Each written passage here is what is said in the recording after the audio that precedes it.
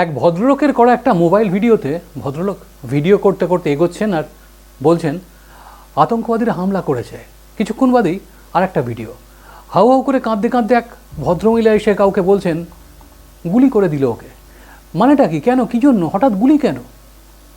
একটু তফাতে চোখ যেতেই দেখা গেল তার স্বামীর নিথর দেহটা পড়ে রয়েছে। পর মুহূর্তেই আর একটা ভিডিও, অসংখ্য মানুষ ছোটাছুটি করছে উপত্যকার সবুজ গালচের মতন মাঠ ধরে। তখন ইতিমধ্যেই সন্ত্রাসবাদীদের গুলিতে মারা পড়েছেন 20 থেকে 25 জন নিরীহ নিরস্ত্র পর্যটক, যার মধ্যে এই বাংলারই রয়েছেন 3 জন আর গোটা দেশের আরও 23 জন। আর সবথেকে আশঙ্কা এবং উল্লেখযোগ্য বিষয় সেটা হলো এই ঘটনায় যারা মারা গেলেন তাদের 2-3 জন ছাড়া প্রত্যেকে হিন্দু। একদম লিস্ট ধরে 26 জন। এই হিন্দু কথাটা হয়তো আজ সত্যি নির্দিষ্ট করে বলার একটু প্রয়োজন আছে।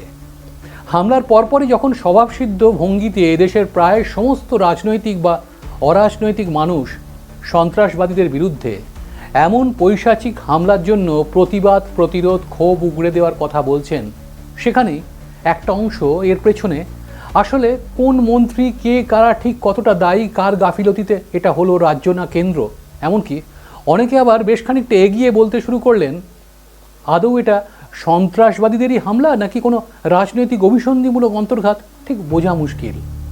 আসতে শুরু করলো অসংখ্য ন্যারেটিভ। চাই থাক, সেসব যদি ঘটেও থাকে তবে তা নিয়ে মানুষ সরব হবে। যা কিছু হবে সেটা তো অবশ্যই প্রমাণ সাপেক্ষ, সময় বলবে যদি কোনো গোপন সত্যি থাকে। কিন্তু সেগুলো তো এখন অলিকের স্তরে, কল্পনার স্তরে। কিন্তু বাস্তব বলছে তোমার দেশ, দেশের মানুষ আজ বিপন্ন। সেই কান্না, হাহাকার, রক্তে ভেজা অতি সাধারণ নাগরিকের মৃত শরীরগুলোর কথা, আর তার পাশে দাঁড়িয়ে তার প্রিয়জনদের শেষ সময় পর্যন্ত বাঁচানোর চেষ্টা করে যাওয়া আর অসহায় হাহাকার।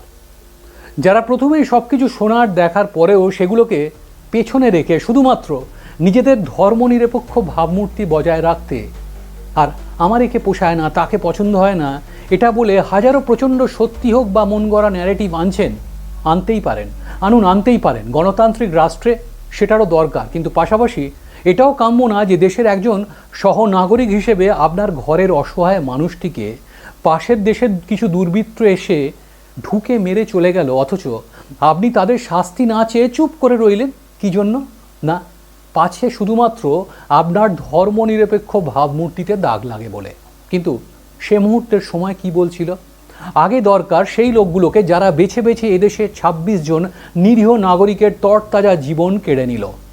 বেশি কিছু করতে হবে না, একবার নিজেকে তাদের জায়গায় রেখে দেখুন তো, যে আপনার চোখের সামনেই বাস্তবে মেরে ফেলা বা হত্যা করতে যাওয়া হচ্ছে আপনারই সন্তান বা স্বামী বা স্ত্রী বা নিকট কোনো মানুষটিকে, কেমন লাগবে ভাবুন তো। তাই খুব তাড়াতাড়ি জানার দরকার ছিল এই আতঙ্কবাদীদের আসল পরিচয়টা কি। যদিও এর জন্য কিন্তু বেশিক্ষণ দেরি করতে হয়নি। পরের মুহূর্তের সময় আপডেট দিল এটি আর কেউ নয়, বরং পাকিস্তানি জঙ্গি সংগঠন লস্করি তৈয়বার মদতপুষ্ট সংগঠন দ্য রেজিস্ট্যান্ট ফ্রন্টের 4 ঘাতক জঙ্গির কাজ। হ্যাঁ, দ্য রেজিস্ট্যান্ট ফ্রন্টের 4 ঘাতক জঙ্গির কাজ। যদিও দ্য রেজিস্ট্যান্ট ফ্রন্ট তারা এর দায়বদ্ধতা স্বীকার করে নিলেও পাকিস্তানি লস্করের ডেপুটি চিফ সাইফুল্লাহ খালিদ কিন্তু এর দায় নিতে অস্বীকার করে। কিন্তু কি আশ্চর্য না, আমরা যতক্ষণ না পর্যন্ত অফিসিয়ালি লস্কর বা কোনো সংগঠন স্বীকার করছে যে আমরা করেছি, ততক্ষণ মনে হবে না ওটা সন্ত্রাসীদের কাজ। এমনকি ওদেরকে লাইভ ভিডিওতে দেখার পরেও না। 3.5 বছরের যে বাচ্চা মেয়েটা চোখের সামনে তার বাবাকে গুলি করে মারল পাকিস্তানের সেই হারিম করা সন্ত্রাসীরা, তার কথা ভেবেও না। একাংশের তথাকথিত মহা দূরদৃষ্টি সম্পন্ন মানুষ নিজের অসাম্প্রদায়িক ভাবমূর্তি বজায় রাখতে তখনও কেমন ভুরু কুঁচকাচ্ছেন। কোথাও যেন অন্য গন্ধ পাচ্ছি একটা সেরকম গোছের। সে পেতেই পারেন, কিন্তু বকলমে কার দোষ না ভেবে প্রথমেই সন্ত্রাসীদের বিরুদ্ধে যারা এমন নির্মম নিষ্ঠুর কাজটা করলো, কেন কথা বলবো না নির্দিষ্টভাবে তার বিরুদ্ধে আমরা?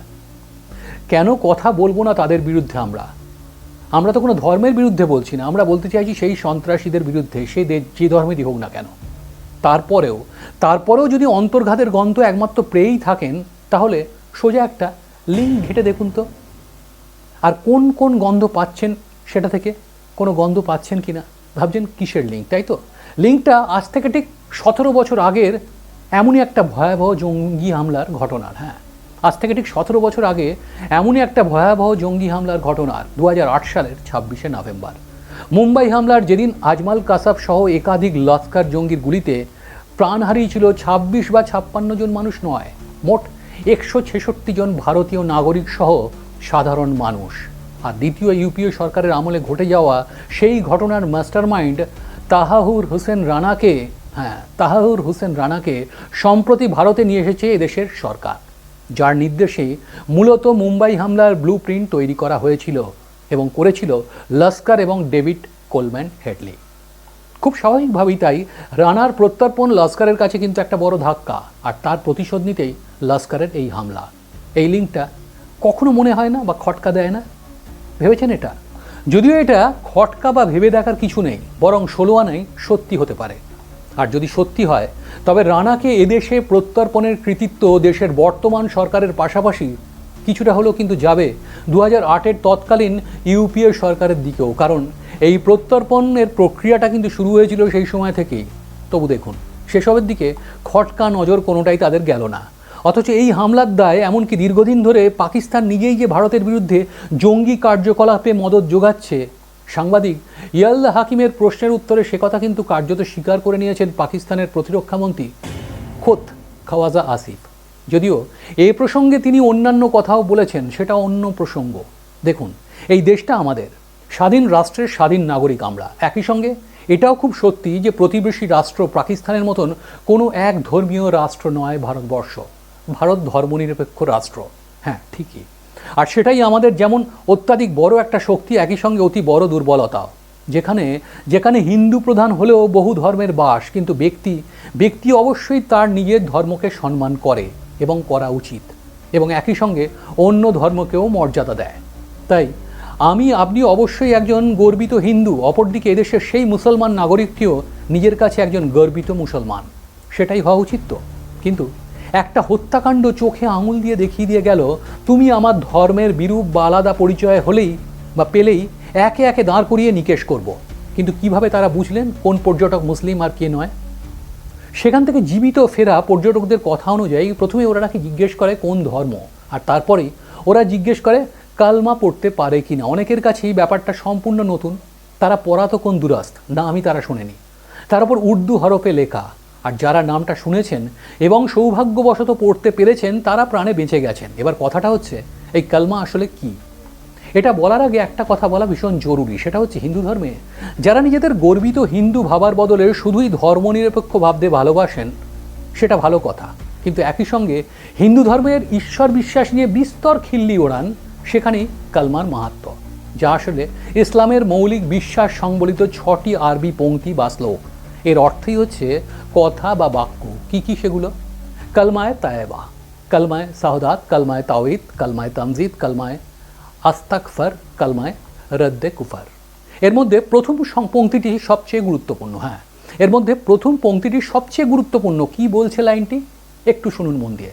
লাইনটি বলছে লা ইলাহা ইল্লাল্লাহ, যার বাংলা অনুবাদ করলে দাঁড়ায় আল্লাহ ছাড়া অন্য কোনো সত্য উপাস্য নয়। অর্থ বোঝেন?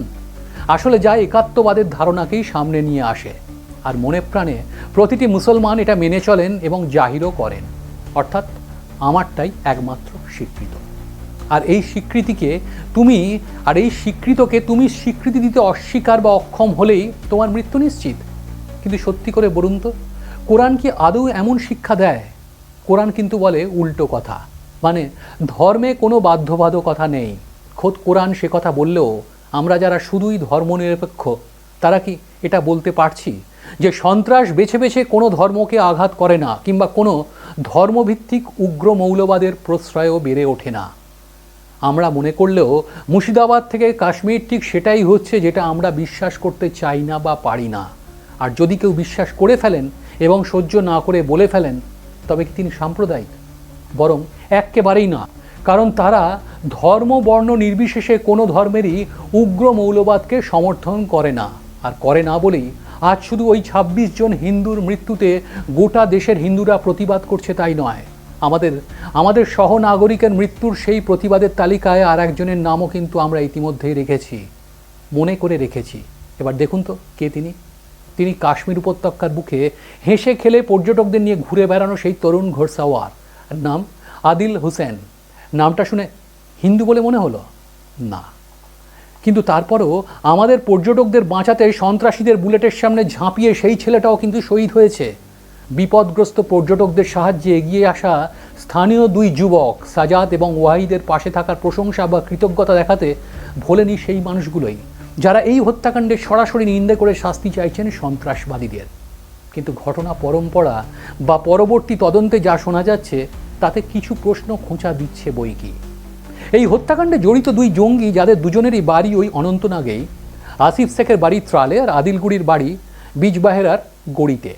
আর আশ্চর্যের কথা হচ্ছে, ঘটনার পরপরই সেনা সেটা জানতে পারল কী করে? অবশ্যই স্থানীয় লোক মারফত। যার অর্থ কি, স্থানীয় মানুষেরা এতদিন জানলেও তারা চুপ করেছিলেন। লাভ কি হলো? যে রুজিরুটি বন্ধ হয়ে যাওয়ার ভয়ে তারা এতদিন চুপ ছিলেন, এবার কি হলো সেটা? সেই রুজিরুটিরই চূড়ান্ত অনিশ্চয়তার মধ্যে চলে গেল তাদের জীবন। নিজের ঘর রোজগার তো গেলই, পাশাপাশি অন্যের ঘরেও আগুন লাগলো। দ্বিতীয়ত, ভারত শাসিত কাশ্মীর সীমান্ত থেকে পহেলগাঁওয়ের দূরত্ব বেশ অনেকখানি। আবার পহেলগাঁও থেকে বৈসরান উপত্যকা যাওয়ার জন্য পথটাও বেশ দুর্গম, গাড়ি চলাচলের জায়গা নেই। সেখানে বিনা বাঁধায় সন্ত্রাসীরা এতটা দূরত্ব চলে এলো কি করে? শুধুমাত্র সেনার পোশাকে অস্ত্রশস্ত্র নিয়ে ঘাপটি মেরে থাকলো আর কেউ কিচ্ছুটি টের পেল না। যেখানে জম্মু কাশ্মীরে 370 ধারা বিলোপের পর থেকেই বিক্ষিপ্ত সন্ত্রাসের ছবি কিন্তু সামনে আসছিল। ঘটনা ঘটার বেশ আগে থেকেই সন্ত্রাসীরা পুরো জায়গায় রেইকি করলো, অথচ পুরোটাই দেশের গোয়েন্দাদের কাছে অধরা থাকলো। আর সব থেকে উল্লেখযোগ্য, কয়েকদিন আগে যেখানে পাক অধ্যুষিত কাশ্মীরের এক জঙ্গি যেখানে এমনই এক গণসংহারের ইঙ্গিত দিয়েছিল, আর সেটা কানে আসার পরেও যেখানে সেই ইঙ্গিত কি বুঝতেই পারলেন না আমাদের পোর খাওয়া গোয়েন্দা বিভাগ। এমনকি পুরো যোগাযোগ বিভাগ যেখানে ভারত সরকারের অধীনে, সেখানে কোনো সন্দেহজনক ইমেল, টেলিফোন বা কমিউনিকেশন যদি কেউ করে থাকে, তবে দেশের সরকার কেন সেটা ইন্টারসেপ্ট করতে পারল না? যদি না পেরে থাকে, তাহলে আগামী দিনে দুশ্চিন্তা কিন্তু আরও বাড়ছে। কারণ আসছে জুলাইয়েই অমরনাথ তীর্থযাত্রা। আর অমরনাথে সন্ত্রাসী হামলার ক্রমাগত দীর্ঘ ইতিহাসের কথা মাথায় রেখে যারা এতদিন কাশ্মীরি যুবকদের রুজিরুটির কথা ভেবে হলেও হয়তো সন্ত্রাসের পুরনো ছবিটা থেকে কিছুটা দূরে থাকছিল, কিন্তু পহেলগাঁওয়ের সাম্প্রতিক ঘটনা চোখে আঙুল দিয়ে দেখিয়ে দিয়ে গেল পাক মদতপুষ্ট সন্ত্রাসীরা আর সে কথা ভাবতে রাজি নয়। অতএব ফের শুরু হয়েছে তাদের সেই পুরনো গণসংহারের চেনা ছবিটা। তাহলে বোধহয় এবার সত্যি সময় এসছে ফের অমরনাথ যাত্রার সময় বা আগে আবারও একটা সাধারণ অসহায় মানুষের মৃত্যুলীলা যাতে আর আমাদের না দেখতে হয়, তার জন্য এর উৎস মানে মূলত পাকিস্তানকে যথাযথ একটা সবক দেওয়ার পাশাপাশি এদেশের মাটিতে থেকে গোপনে সন্ত্রাসীদের মদত যোগাচ্ছেন যে বা যারা, তাদেরকেও চিহ্নিত করার সময় এসে গেছে। না হলে বহিঃশত্রুরা এভাবেই কিন্তু আমাদের ঘরে ঢুকে অসহায় নাগরিকদের আবারও মেরে ফের পালিয়ে বাঁচবে। আর আমরা আবারও হয়তো বড়জোর একটা সার্জিক্যাল স্ট্রাইক কিংবা সাড়া জাগানো ভার্চুয়াল প্রতিবাদ দেখেই গদগদ হয়ে আবারও কিছুদিনের জন্য সব কিছু ভুলে থাকবো। আজকের ভিডিওটা এই পর্যন্তই। খুব তাড়াতাড়ি আবার একটা নতুন ভিডিও নিয়ে চলে আসছি। তার আগে আবারও বলে যে ভিডিওটা ভালো লাগলে লাইক, কমেন্ট এবং শেয়ার করার পাশাপাশি চ্যানেলটা সাবস্ক্রাইব করে পাশে থাকতে প্লিজ ভুলবেন না বন্ধুরা। আপনাদের সাবস্ক্রিপশন আমাদের কাজ করার জন্য অত্যন্ত বড় একটা মোটিভেশন। ভালো থাকবেন।